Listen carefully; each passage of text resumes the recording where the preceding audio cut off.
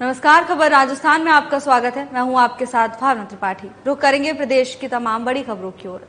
राज्यपाल हरिभाऊ बागड़े बीकानेर के रविंद्र रंगमंच पर राष्ट्रीय महिला आयोग तथा नगर निगम के तत्वाधान में आयोजित हम भारत की महिलाएं समारोह में शामिल हुए।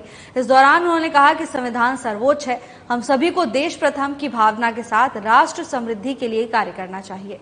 उन्होंने कहा कि संविधान हमें एक सूत्र में बांधता है, इसके निर्माण में महिला सदस्यों की महत्वपूर्ण भूमिका रही है। राज्यपाल ने आगे कहा कि विदेशी आक्रांताओं ने 1000 वर्षों तक भारत की संस्कृति को मिटाने का प्रयास किया, लेकिन इस पर कोई प्रभाव नहीं पड़ा क्योंकि हमें हमारी संस्कृति पर विश्वास था। उन्होंने कहा कि पिछले कुछ कालखंड में अनेक संस्कृतियां खत्म हो गईं, मगर भारत की संस्कृति को कोई खंडित नहीं कर सका।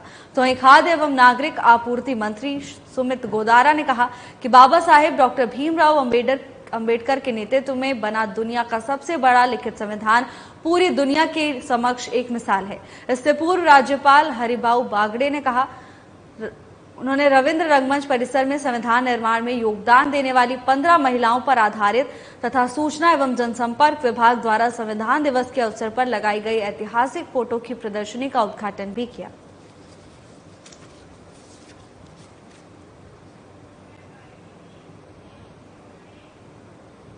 मुख्यमंत्री भजनलाल शर्मा मुख्यमंत्री कार्यालय में आयोजित संविधान दिवस कार्यक्रम को संबोधित किया, जिसमें उन्होंने कहा कि राज्य सरकार संविधान में निहित लोक कल्याण की मूल भावना को सर्वोपरि मानते हुए प्रदेशवासियों के कल्याण के लिए समर्पित भाव से काम कर रही है।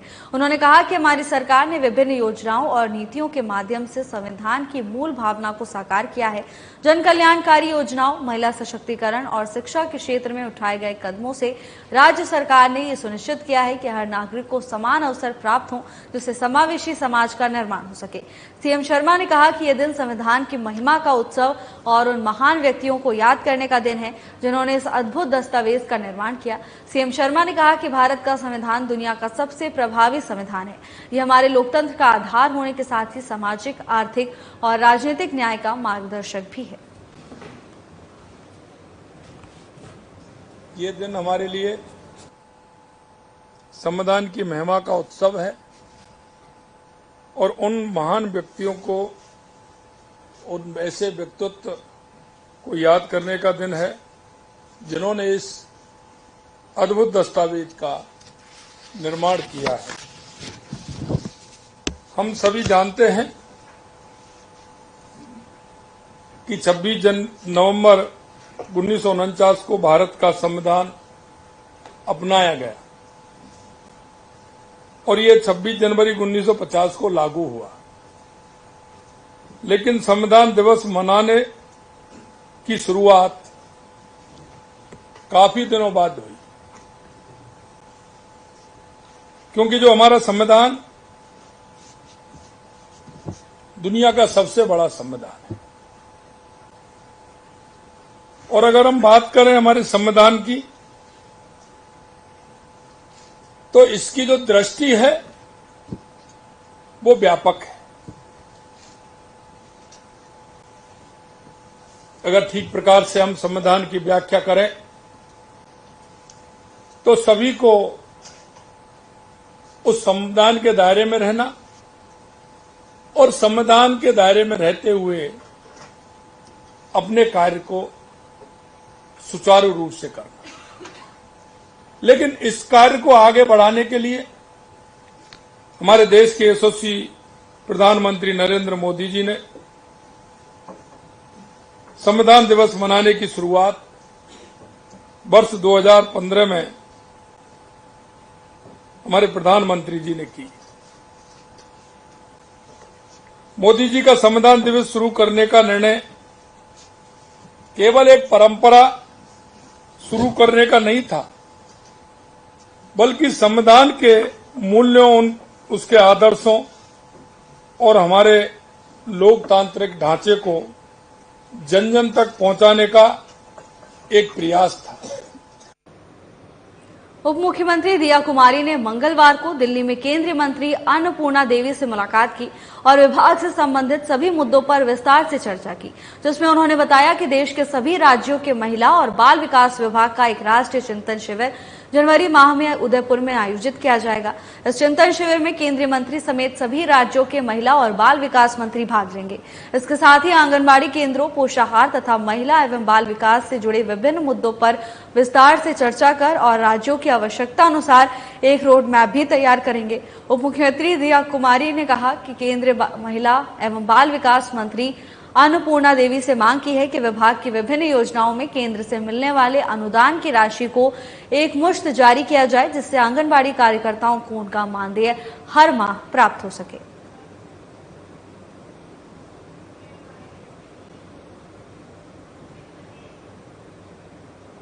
राजस्थान विधानसभा अध्यक्ष वासुदेव देवनानी ने विधानसभा में संविधान दिवस पर आयोजित समारोह में राजनैतिक आख्यान संग्रहालय में नवनिर्मित संविधान दीर्घा का लोकार्पण किया। इस अवसर पर उन्होंने कहा कि संविधान के प्रति अश्रद्धा पैदा ना करें। संविधान के मूल ढांचे का कोई बदल नहीं सकता। इसके साथ ही संविधान के 22 भागों में हमारी संस्कृति और नैतिकता का विवरण है। उन्होंने कहा कि राष्ट्र का प्रत्येक नागरिक संविधान को पढ़े, उसे जाने और उसके अनुकूल जीवन जीने का प्रयास करे। संविधान हमारी आत्मा और पवित्र ग्रंथ है। यह हमारे जीवन मूल्य और संस्कृति का स्वाभिमान भी है। संविधान सिर्फ एक कानूनी दस्तावेज नहीं, बल्कि लोकतांत्रिक भारत के लोगों की आकांक्षाओं, मूल्यों और आदर्शों का प्रतिबिंब है।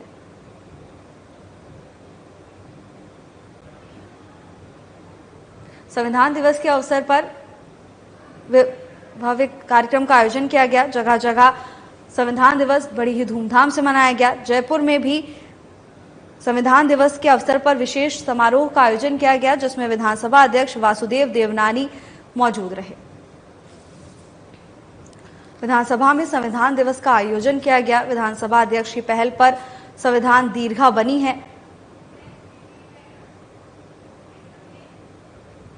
संविधान दिवस पर आयोजित कार्यक्रम में देश की राष्ट्रपति का अभिभाषण हुआ। अपने अभिभाषण में राज्यसभा सांसद और बीजेपी प्रदेशाध्यक्ष मदन राठौड़ उपस्थित रहे। इसके बाद बीजेपी मुख्यालय में आयोजित कार्यक्रम में प्रदेशाध्यक्ष राठौड़ ने बीजेपी के राष्ट्रीय अध्यक्ष जेपी नड्डा का उद्बोधन भी सुना। मदन राठौड़ ने बीजेपी के राष्ट्रीय संगठन महामंत्री बीएल संतोष से मुलाकात की और प्रदेश संगठन की महत्वपूर्ण चर्चाएं की। इस मौके पर प्रदेश प्रभारी डॉक्टर राधा मोहन दास अग्रवाल से भी मुलाकात हुई। दिल्ली स्थित बीकानेर हाउस में प्रदेश के विकास के लिए विभिन्न विषयों पर विचार विमर्श हेतु उच्च स्तरीय बैठक का आयोजन हुआ। उच्च स्तरीय बैठक में जन सरोकार के विधिक मुद्दों, प्रदेश के विकास और विकसित भारत की संकल्पना जैसे विषयों पर विचार विमर्श हुआ। तो वहीं बैठक में बीजेपी प्रदेशाध्यक्ष मदन राठौड़, मुख्यमंत्री भजनलाल शर्मा, केंद्रीय कानून मंत्री अर्जुन राम मेघवाल, केंद्रीय मंत्री गजेंद्र सिंह शेखावत, भूपेंद्र यादव के साथ राजस्थान के सांसदगण उपस्थित रहे।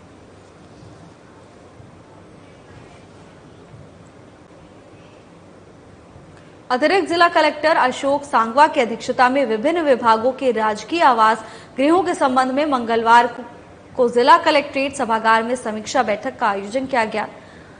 बैठक के दौरान अतिरिक्त जिला कलेक्टर द्वारा अवैध कब्जे वाले राजकीय आवासों में कब्जाधारी राजकीय कार्मिकों से नियमानुसार वाणिज्यिक किराया वसूली के लिए कार्मिक के संबंधित विभागों को आदेश जारी किए गए और विभागीय अनुशासनात्मक कार्रवाई हेतु निर्देशित किया गया।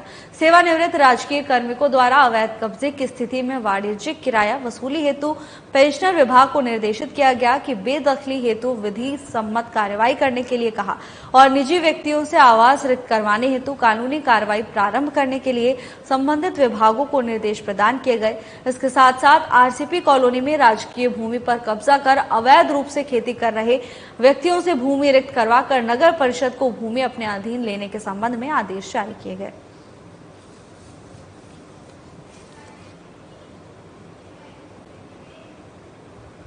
राजकीय उच्च माध्यमिक विद्यालय अनूपगढ़ और पीएम श्री राजकीय बालिका उच्च माध्यमिक विद्यालय अनूपगढ़ में संविधान दिवस के अवसर पर जिला शिक्षा अधिकारी जितेंद्र कुमार की अध्यक्षता में कार्यक्रम का आयोजन किया गया।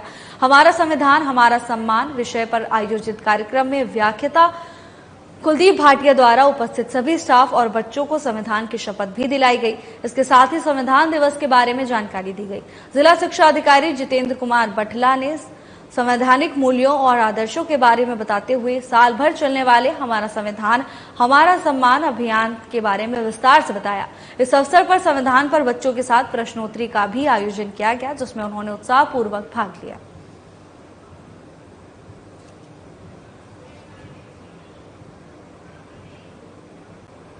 बीजेपी के प्रदेश प्रवक्ता लक्ष्मीकांत भारद्वाज ने कहा कि हनुमान बेनीवाल खुद सांसद हैं और उन्हें कानून दायरे में रहते हुए बयानबाजी करनी चाहिए। बेनीवाल को स्वयं भी अनुशासन में रहना चाहिए और खुद की पार्टी के कार्यकर्ताओं को भी अनुशासन में रहना सिखाना चाहिए, न कि उन्हें हुड़दंग करने के लिए उकसाना चाहिए। आपको बता दें कि आरएलपी सुप्रीमो हनुमान बेनीवाल ने बीजेपी के प्रदेश प्रभारी के लिए अमर्यादित शब्दों का प्रयोग करते हुए उन्हें हानि पहुंचाने के लिए अपनी पार्टी आरएलपी के कार्यकर्ताओं को उकसाया था। भारद्वाज ने कहा कि बीजेपी के प्रदेश प्रभारी के खिलाफ ऐसे अमर्यादित शब्दों का प्रयोग करना हनुमान बेनीवाल को शोभा नहीं देता। मैं इसकी कड़ी निंदा करता हूं।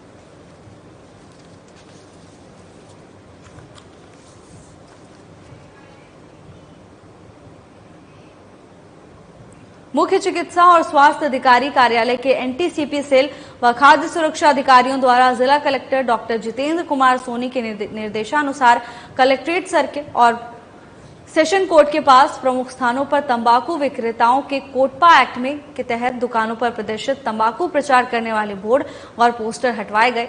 अतिरिक्त आयुक्त खाद्य सुरक्षा पंकज ओझा और खाद्य सुरक्षा अधिकारी नरेश चेजारा ने तंबाकू विक्रेताओं पर कार्रवाई कर चालान काटे और उन्हें कोटपा एक्ट की पालना सुनिश्चित करने हेतु पाबंद किया गया।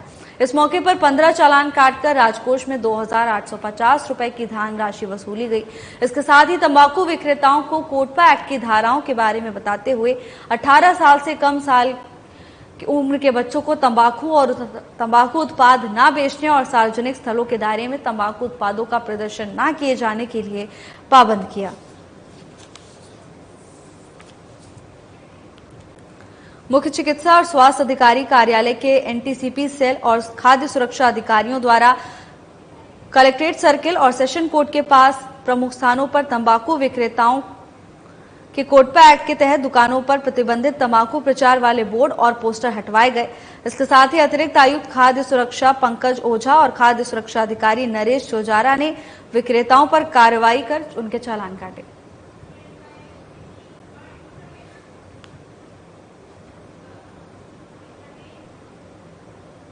जियो गीता परिवार एवं सर्व मंगला सनातन धर्म फाउंडेशन की ओर से मानविकी पीठ सभागार में आयोजित श्रीमद् भगवद गीता सनातन जय घोष विषय पर व्याख्यान को संबोधित करने जयपुर पधारे अंतर्राष्ट्रीय संत महामंडलेश्वर गीता मनीषी ज्ञानानंद महाराज ने सर्वप्रथम जयपुर के आराध्य गोविंद देव जी मंदिर में दर्शन, आरती और ध्यान किया।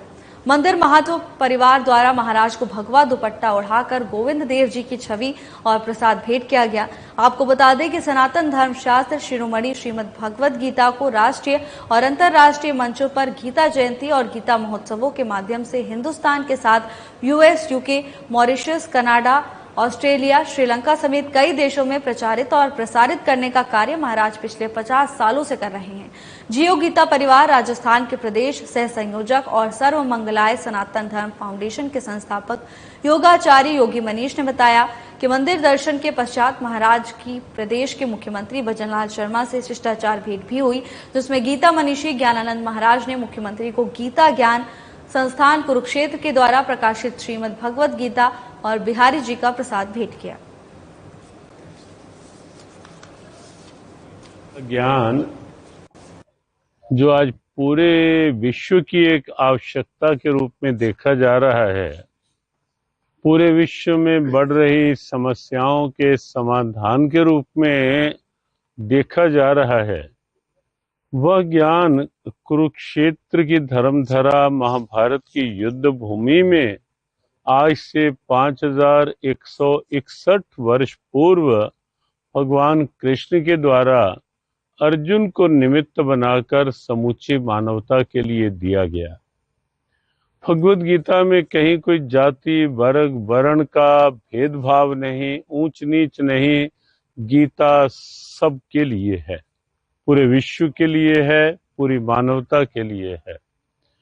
जिस दिन गीता उपदेश हुआ वह तिथि मार्गशीर्ष शुक्ल एकादशी आज भी श्री गीता जयंती पर्व के रूप में मनाई जाती है और इस वर्ष वह पर्व जो है 11 दिसंबर 2024 को है, जहां एक और इस पर्व को गीता की उपदेश स्थली कुरुक्षेत्र में बड़े स्तर पर मनाया जाता है। लाखों लोग सम्मिलित होते हैं इस पर्व में, अंतर्राष्ट्रीय स्तर पर भी अब मनाया जाने लगा है, वहीं जियो गीता ने एक आह्वान किया है कि किसी निमित्त से हो, प्रारंभ में भले ही थोड़े रूप में ही हो, लेकिन पूरा विश्व गीता से जुड़े।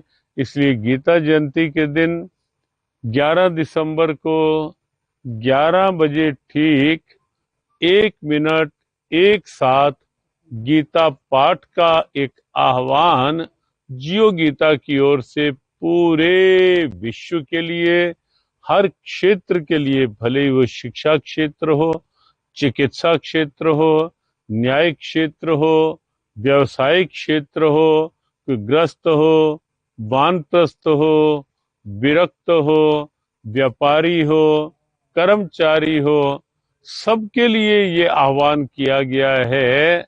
11 बजे 3 श्लोक, प्रथम अध्याय का प्रथम श्लोक है, मध्य श्लोक के रूप में 9वें अध्याय का 22वां श्लोक है, और अंतिम अध्याय का अंतिम श्लोक 18वें अध्याय का 78वां श्लोक है। इस आह्वान को सब लोग जुड़े गीता से, जियो गीता के इस आह्वान से, ताकि हम सब मिलकर के बढ़ सकें अशांति से शांति की ओर। जिला कलेक्ट्रेट सभागार में मंगलवार को साप्ताहिक समीक्षा बैठक का आयोजन हुआ। बैठक में जिला कलेक्टर डॉक्टर जितेंद्र कुमार सोनी ने अधिकारियों को जन सुनवाई के दौरान प्राप्त प्रकरणों के समयबद्ध और गुणवत्तापूर्ण निस्तारण के निर्देश दिए। इसके साथ ही जिला कलेक्टर ने अधिकारियों को कुर्रेजात, सीमा ज्ञान, नामांतरण, पत्थरगड़ी एवं भू रूपांतरण सहित समस्त प्रकार के लंबित राजस्व वादों में भी कमी लाने के निर्देश दिए। जिला कलेक्टर ने अधिकारियों को रास्ता खोलो अभियान के तहत अधिक से अधिक ग्रामीणों को लाभान्वित करने और खोले गए रास्तों पर जल्द से जल्द ग्रेवल सड़कों के निर्माण के लिए आवश्यक कार्रवाई करने के लिए भी निर्देशित किया। उन्होंने बैठक में जिले में संचालित लोक कल्याणकारी योजनाओं के क्रियान्वयन और कार्य प्रगति की समीक्षा भी की। इस दौरान उन्होंने जिले के सभी उपखंड अधिकारियों को युवा महोत्सव के सफल आयोजन के लिए समस्त तैयारियां दुरुस्त रखने के लिए निर्देशित किया।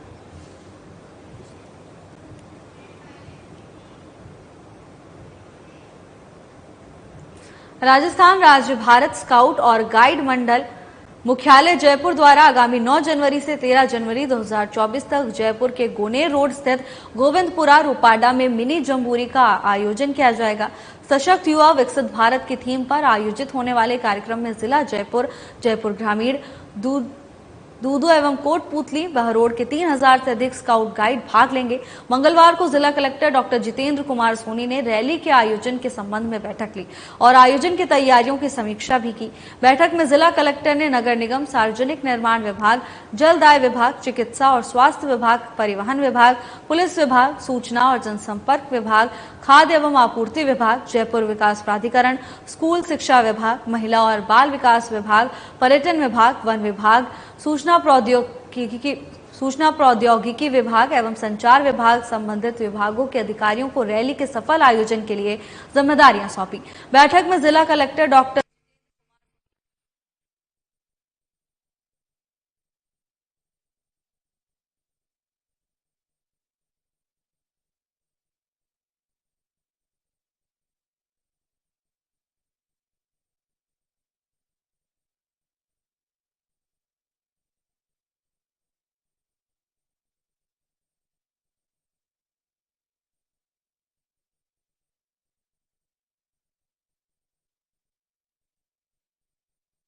हो गया। पीड़ित के द्वारा आग से जरूरतमंद सामान निकालते समय हाथ भी झुलस गया। तो वहीं ग्रामीणों तथा बानसूर नगर पालिका दमकल की मदद से आग पर पूरी तरह काबू पाया गया। मौके पर बड़ी संख्या में ग्रामीण सहित बानसूर पुलिस मौजूद रही।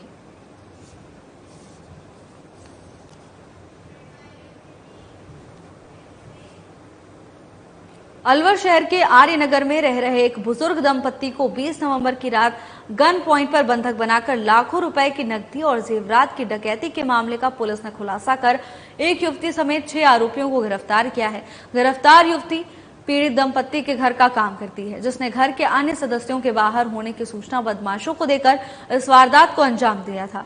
एसपी संजीव नैन ने जानकारी देते हुए बताया कि शहर की पॉश कॉलोनी आर्यनगर में रहने वाले बुजुर्ग दंपत्ति के भतीजे अंकेश गोयल ने 21 नवंबर को एक रिपोर्ट दी थी कि उसके फूफा और बुआ रात को घर पर अकेले थे।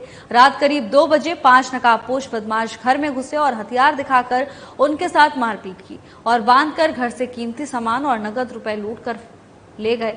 रिपोर्ट कर मुकदमा दर्ज कर अनुसंधान आरंभ किया गया है। तकनीकी एवं सूचना संकलन कर कड़ी से कड़ी जोड़ते हुए अथक प्रयास एवं मुखबिर से प्राप्त सूचना के आधार पर आरोपियों की गिरफ्तारी की गई। गिरफ्तार आरोपी सुजल वाल्मीकि, सचिन वाल्मीकि, ऋषि वाल्मीकि, हन्नू वाल्मीकि और आर्यन वाल्मीकि, कुमारी नीलम शामिल है।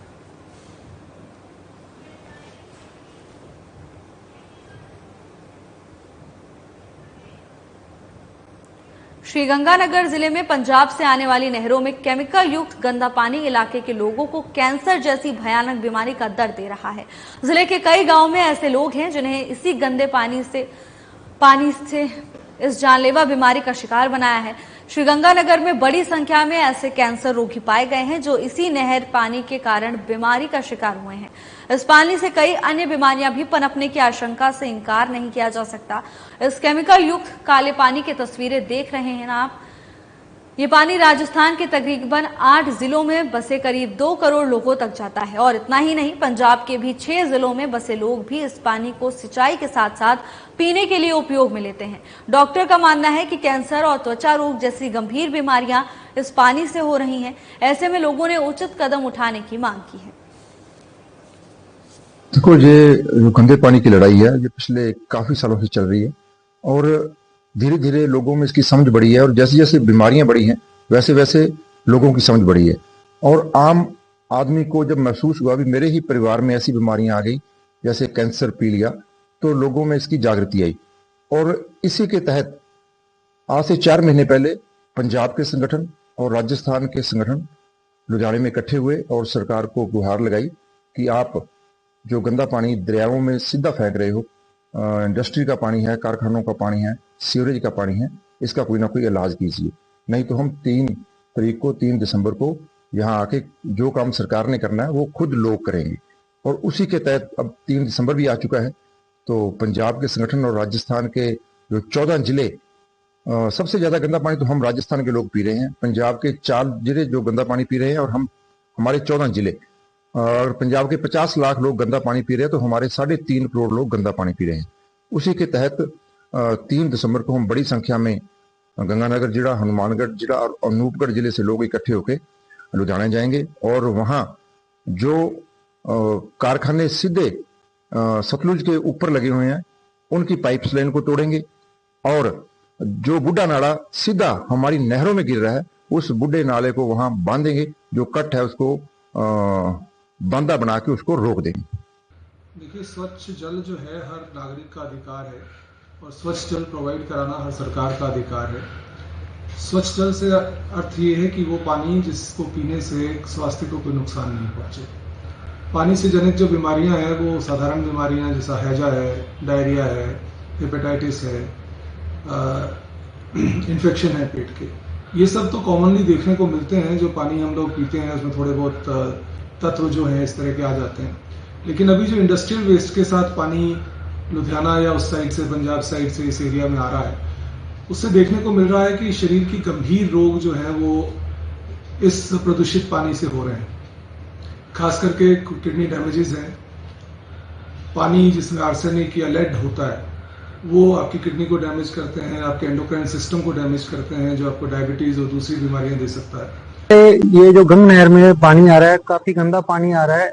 यहाँ लुधियाना में जो फैक्ट्रियां लगी हैं कपड़े की वॉशिंग का काम करते हैं और उसके बाद वो जो वेस्टेज है केमिकल का वो बूढ़ा नाला के मार्फत इस गंगा नहर में डाला जा रहा है, जो बहुत ही घातक और हानिकारक है। कैंसर जैसे उसमें बीमारियां पनप रही हैं। हम लोगों के घरों में हम देखते हैं कि साल में 2 बार टैंक साफ करना पड़ता है। जो वाटर बॉक्स में फिलहाल के लिए बस इतना ही। नमस्कार।